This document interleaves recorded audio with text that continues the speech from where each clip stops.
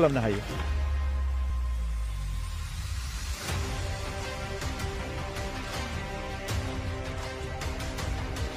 बर'नि social movement political movement साबधान जानांसिगौ रायजो राजा नोंथांमोन जाय बिथांमोनाहाय पार्टी दोलोफोरावहाय दिनैनि समावहाय गोख्रों मावथि हिसाबै नोंथांमोना पार्टीयावहाय गोसो जिउ होसोमनानै दिनै मावनानै दङ। हयथ' नोंथांमोना सोमावसारनायाव बाहागो लायाखैब्ला साबधान जादो जुदि नोंथांमोना सोमावसारनायाव जुदि मानगोनां जोंहा CM प्रमद बर' बिथांजों बै समाव नुजाथियाखैब्ला मानोना नोंथाङा दिनैनि समावहाय सोमावसारनायाव जुदि बाहागो लायाखैबा बा नोंथांखौ नुफेराखैबा सासे एम्फौजों रुजुजानायनि बेलायाव सफैगासिनो दङ। नोंथांमोना एम्फौजों रुजुजानो हानाय आरो जुदि एम्फौ होनजासिम दिनै सासे मुरब्बी बिटिआर हालामनि बिथांनि खुगायाव नैबेफोरबायदि राव सोदोबा समाया मोनसे गोजौ थाखोनि गोजौ पस्टआव थानाय मान मर्यादा मोननाय सासे व्यक्ति सासे दैदेनगिरिया दिनै एथ' गोरलैयै जाखांफुबाय थानाय सोरबा दैदेनगिरि हिसाबैनो होन सोरबा समाजारि हिसाबैनो होन दिनै सोरबा जानो लुबैदों समाजारि खामानि मावनो लुबैनाय बिथांमोनखौहाय थुलुंगानाय होनो गारनानै बिथाङा दिनैनि समाव एम्फौ बायदिसिनाजों रुजुदों। मोनसे समाव बिथाङा आफादगिरि माहारियारि आफादनि आफादगिरि जायोमोन। बिथाङा गावनि जुनियर्सफोरखौहाय सोमावसारनायाव हयथ' बिथांनि जिथु कार्यकाल नैबे समावहाय गोबां इयुथ्सफोर आबसुआव जयेन जानाय बिथांमोनाबो आन्दलनखौ नुफेरि हयथ' बिथांजों मावफानाय गोबां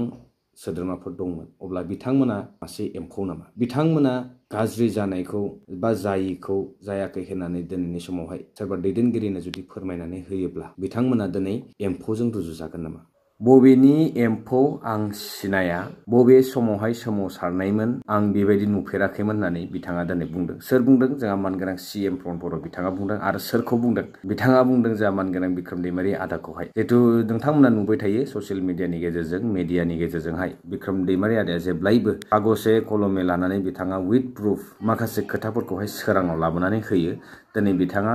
जि खामानि मावदों एज अ ससियेल वार्कार बिथाङा दिनै गोबां बायदिसिना सरकारनि फारसे किसुमान सिक्रेट बाथ्रा सिखोमाना थानायखौहाय रायजो राजाफोरनि सिगाङावहाय बोलानानै होदों। नैबे जोंनि थाखाय जोबोद मोनसे गोजोनथाव हाबाफारि बिथांनि फारसे जोंनि रायजो राजाफोरनि थाखाय। नाथाय बेबायदि खामानि मावनायखौ थारैनो जोङो बुंनांगोन सोंखारि जानो गोनां जायो बुंजायो। आरो थिग बिदिनो दिनै मानाव गिदिर जोंहा CM प्रमद बर' बिथाङा बिथांनि खामानि मावनायखौहाय बाजानायखौ नुनो मोनदों। आरो थिग बेनि हेंथायै बिथाङा बाथ्रा बुंदों जे बिथांखौ एम्फौ मासेजों रुजुदों। आरो बिथांनि फारसे मा बुंदों नोंथांमोना आङो दिन्थिलांगोन भिडिअ नोंथांमोना दिनै भिडिअ जोबजासिम था आरो बुंनांगोन जोंहा मानगोनां प्रमद बर' सार नोंथांबायदि सोमावसारनायनि खाबु नोंथांबायदि रायजो राजाफोरजों सिबिजानाय अनजानाय मोनसे समावहाय जाथिनि थाखाय नोंथाङा जिहेतु नांथाबदोंमोन आरो जि खोथा बुंदोंमोन जिबायदि रादाय होदोंमोन रायजो राजाखौ बयबो अनसायदोंमोन गनायदोंमोन। नाथाय दिनै नोंथांखौ रायजो राजाफ्रा मानो सोंखारिनो हमदों आरो मानि जाहोनाव दिनै नोंथांनि मुंखौ लानानै खुदै मुजुनानै गारनो गोनां बायध' जादों। दिनै सोंथिया नैबेयावसो फैयो जे दिनै नोंथाङा मोनसे समाव बड'फा UN बायदि रुजुजानाय सासे व्यक्तिया दिनैनि समाव राजखान्थियारि माने गांहाबनानै थानाय बायदिसिनानि लबाव नोंथां उखैहाबनानै थानाय सासे एम्बु होननानै नोंथांखौ दिनै रायजो राजाफोरा रुजुनानै नायो। अब्ला दिनै सोरनि बिथाया मोजांसिन दिनै सोरखौहाय रायजो राजाफोरा बोजबनो नागिरदों बेखौ दिनै रायजो राजाफोरा दिनै बेखौ मोगथाङाव नुगासिनो दङ। आरो थारैनो जोङो नेनांगोन समखौहाय बर्थमान बबेथिंहाय मा लामाया बबेनि बारा बबेथिं बारो बेखौ समासो खोन्थागोन। दा जियानो हक जोंहा मानगोनां प्रमद बर' बिथाङा मा बुंनाय बिक्रमदैमारिनि फारसे नोंथांनोनो आङो ससे बिथांनि बुंनाय क्लिप्सखौहाय दिन्थिगोन जोबथारनायावहाय। आरो लोगोसेनो समाजारि दायथ' गैयै होनना बुंदों। दिनै गामि गामि हाबनानै बिथाङा समाजजों लोब्बा लाखिनानै गोबां बायदिसिना नायबिजिरनाय खामानि आरो गोबां बेबायदिनो सरकारनि खामानि जानाय जायनि बागै रायजो राजाफोरनो सोराङाव लाबोनानै होनाय नैबेफोरो मा समाजजों लोब्बा गैयै मानसिया मावनो हागोन नामा बेफोरखौ? आरो खुनु नलेज गैयै होनना बुंदों बा बिथाङा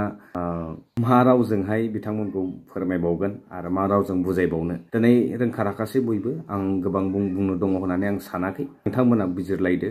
सोर सैथो बुंदों सोर नंखाय बुंदों आरो सोरनि बुंनाय बायदि दिनै जागासिनो दङ आरो सोर नंखाय बुंनानै दिनै सायावनो सा जोंनि सायाव नंखाय बुंनानै दिनै राजत्व खालामनो नाजागासिनो दङ। आरो सम सम जों नुबोबाय थादों गोबां बेफोरबायदिनो सरकारनि नैबे गोदान सरकारनि समावहाय जानाय मोनसे गुलाय गुजाय थासारि जिहेतु गोजोन थासारिनि मुङावहाय दिनै मोनसे मानसिफोरनि जिउआवहाय असान्थिबो लाबोदों आरो लोगोसेनो जिबायदि एक्सपेक्टेशन दंमोन रायजो राजा नोंथांमोन रायजो राजाफोरा स' नैबे दिनैनि समाव फुलफिल जादोंना जायाखै बा फुलफिल जानायनि लामायाव दंना गैया स्कुल प्रभिन्सियेलाइजेसननि खोथाखौ बुंदों बिथाङा मोनसे एमेन्डमेन्ट बिल आरो फैबावगोन होनना बुंदों 2025 आव माने टारगेटआ पेन्डिंआव दङ आरो टारगेटआ निश्चय काउन्सिल इलेक्सनानो जाहैगोन प्रभिन्सियेलाइज जानाय जायि स' नैबेखौ टारगेट खालामनानै बिथांमोना किसुमान खामानिखौ हल्ड खालामनानै दोननायखौ जोङो एसे सन्देह खालामनो हायो आरो लोगोसेनो जोङो बिक्रमदैमारि आदाखौ जुदि बिथाङा ससियेलि कुनु टार्म्स गैया होननानै बुंदोंब्ला दिनै मोनसे समाव जोङो नुदोंमोन बिक्रमदैमारि आदाखौ नंखाय बांखाय फाव फान्दायनानैहाय जेलाव थिसननाय जेलाव सोहरनाय नैबेफोर जाथाया बोरैहाय जानो मोनखो स' नैबेबो जोबोद मोनसे गिदिर सोंथि फैयो जों बयबो साननो गोनां बायथ' जादों नैबेफोरनि बागै जाय मानसिया दिनैनि समाव जुदि बिथाङा सिनायानो बा बे भेलुआनो गैया अब्ला बिथांनि फारसे जे खामानि मावनायखौ दिनै नोजोर होनानै मानिथो थाखाय दिनै बिथाङा जेलाव थांनो गोनां जानाय दिनै सोरनि फाव फान्दायनायाव बिथाङा नै बेफोरबायदि साजाखौहाय समाजारि खामानि मावनायनि गेजेरजों बिथाङा भुगिनो गोनां जादोंमोन दिनै सोमावसारब्लाल' सोरखौबा जोङो हिर' हिर'इजमनि टाइटेल टेग होनांगौ नामा दिनै समाजारि खामानि मावनो थाखाय गोबां माखासे लाइन दङ जेरावनाखि बिथाङा सोमावसारनायखौल' जुदि समाजनि खामानि मावनाय होननानै सानदोंब्ला अब्ला जोङो बाखि खामानिखौ जालदाब दोननानै थायोब्ला जोंनि जिथु थासारि बेयो नर्मेलि सोलिगोन नामा बिथांनि बायदिब्ला जियानो हक बिथाङा मा बुंदों जोबथारनायावहाय नोंथांमोना नैबे भिडिअ मानगोनां CM प्रमदबर बिथां बुंनाय जि बिबुंथि बेखौ नायलांदो आरो बेनि उनावहाय नोंथांमोननि सिगाङावहाय मोनसे भिडिअ लाबोगासिनो दं आङो नोंथांमोननि भेलुएबल भटखौहाय नोंथांमोना सोर सासे बिजाथि सोर फारसे सोर मोनसे दोलोजोंहाय गोजोना फैगोन बा जोंनि जे लुबैनाय जोंनि हास्थायनाय बायदि जाफुंसार महर मोनगोन आरो एज अ सेमि फाइनाल बायदि नैबे ट्रायल हिसाबै काउन्सिलावहाय सोर फैगोन फैया नैबे नोंथांमोननि भेलुएबल भटजों जोङो एसेब्लाबो बिजिरनानै नोंथांमोननि सिगाङावहाय फिन खनसे बेनि एक्चुअल पाब्लिक भट्सखौहाय लाबोनो हायाब्लाबो एटलिस्ट जोङो मोनसे एनालाइसिस खालामनो हागोन जे रायजो राजाफोरा बबेथिंहाय दङ आरो रायजो राजाफोरा दिनैनि समाव सोरखौ लुगैमारदों स' नोंथांमोना नैबेनि नेक्स्ट भिडिअआवहाय जि भिडिअ फैगासिनो दङ नैबेखौ नायनानै नोंथांमोननि गावबा गावनि नेमखौहाय जितु इउटुबनि थ्रुयै बे भट कास्टिंआ जागोन नालाय स' नोंथांमोना इउजार नेमखौहाय गावनि प्रपार नेम मेनसन खालामनानै चेन्ज खालामनानै लानानै नोंथांमोना गावबा गावनि भटखौहाय हरनो हागोन स' बिदिब्ला लोगो मोनसिगोन नेक्स्ट भिडिअ टिल देन स्टे ट्युन बाय ओरैबायदि दुखुनांथाव जाबाय फैनानै 17 बोसोर सरकार सलायनाय BPFआ दिनै बिक्रमदैमारियासो स्पक्सपारसन जानांनाया बिनिख्रुइ दुखुनांथाव आरो जेबो गैया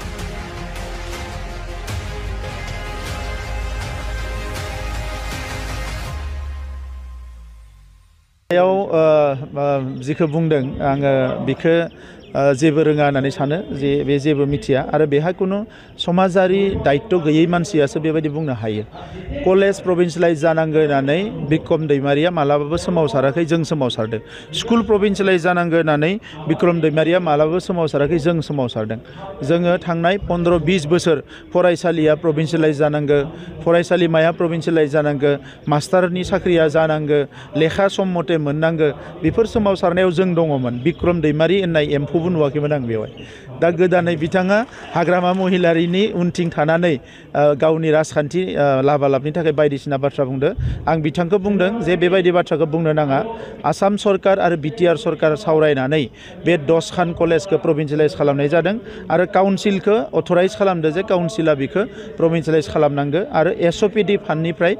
बिथांमोननि सेलारिखौ होनांगौ आरो जि समाव आसाम सरकारा 2025 आव एमेन्डमेन्ट लाबोबावगोन बै समाव बे गासैबो कलेजा प्रभिन्सियेलाइज जागोन बिनि अनगायैबो बाखि थालांनाय कलेजखिनिखौबो प्रभिन्सियेलाइज खालामनो थाखाय जों आसाम सरकारजों सावरायगासिनो दङ दा बेवहाय बिक्रमदैमारिया ना लाग्रा ना होग्रा ना बियो आन्दलन खालामग्रा ना मा बे सासे ठिकादारसोमोन दिनै माने BPFनि हां थिफु थिफु समाव फैनानै माने ससियेल मिडियायाव ओंखारनानै जानला मानला बुंबाय थाबानो ना स्कुल प्रभिन्सियेलाइज जागोन ना कलेज प्रभिन्सियेलाइज ना बिक्रमदैमारिया बेखौ मावनो हायो ना मा खालामनो हायो दा नंखायनो जाय खामानि मावदो बेखौ डिसकारेज खालामनाङा बर'नि social movement political movement cultural मुभमेन्टआव कुनु पदे बिक्रमदैमारि होननाय एम्फौ मासेबो नुफेराखैमोन आं दा नंखायनो दिनै बिथांनि बुंनाय बाथ्राफोरखौ रावबो खेर खेराया बिथाङा गावनो बाब्राबगोन गावनो सेस जागोन